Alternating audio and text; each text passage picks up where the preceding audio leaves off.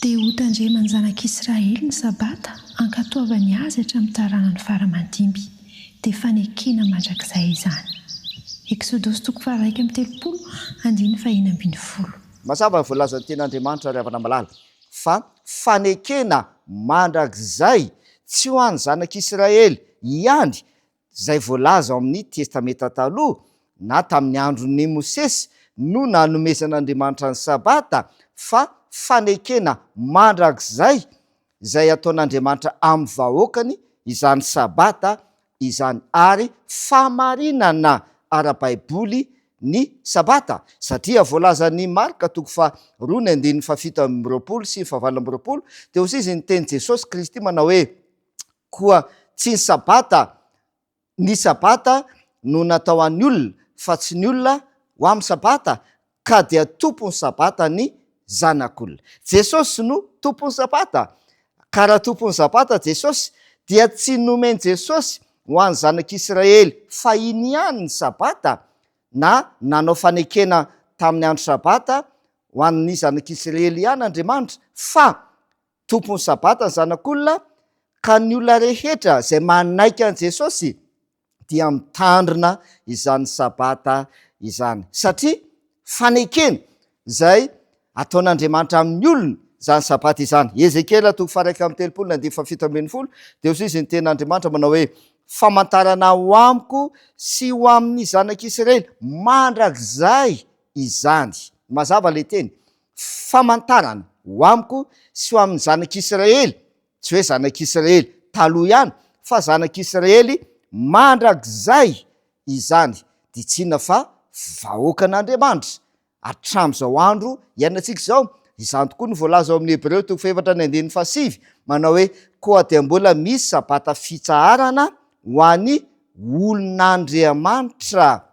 Mazava ny voalazan'ny Baiboly havana malala, famarinana ara-baiboly ny sabata, famarinana.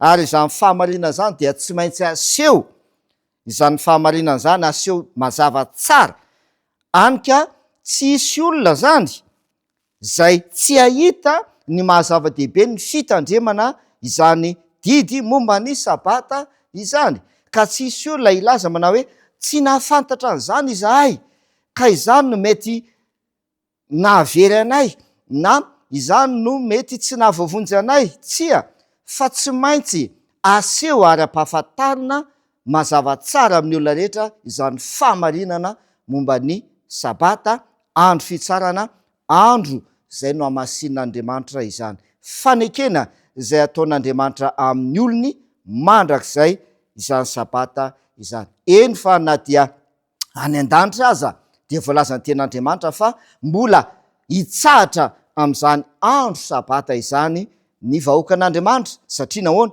Tsotra ny fanazavana, satria mbola misy ny lalàn'Andriamanitra, mbola mipetraka ny didi folo, fa tsy hoe rehefa any an-danitra dia foana ny didi folo, tsy misy tso ny didi folo, tsia mandrakizay ny didi folo. Raha mandrakizay ny didi folo, misy ny sabata ao amin'ny didi faefatra izay milaza mahakasika an'izany. Ry havana malala, nanambara ny amin'ny fitandremana ny andro fafito ny tenin'Andriamanitra, dia tsy nafan'ny Baiboly izany, dia miantso ny olona rehetra Andriamanitra izay mamaky izany Baiboly izany, izay mitory izany Baiboly izany, mampianatra izany Baiboly izany, miantso ny olona rehetra Andriamanitra mba hanaiky izany famarinana ara-Baiboly momba ny sabata andro fafito izany. Hoy ny voalazan'ny Jaona 7:10-7:10, manamasina azy amin'ny fahamarinana, ny teninao no fahamarinana. Famarinana ny ten'Andriamanitra, voarakitra ao amin'ny ten'Andriamanitra ny sabata, famarinana ny sabata. Koa aminao fa ekenao izany famarinana mahakasika ny sabata voalaza ao amin'ny Baiboly izany. Andeha hivavaka isika.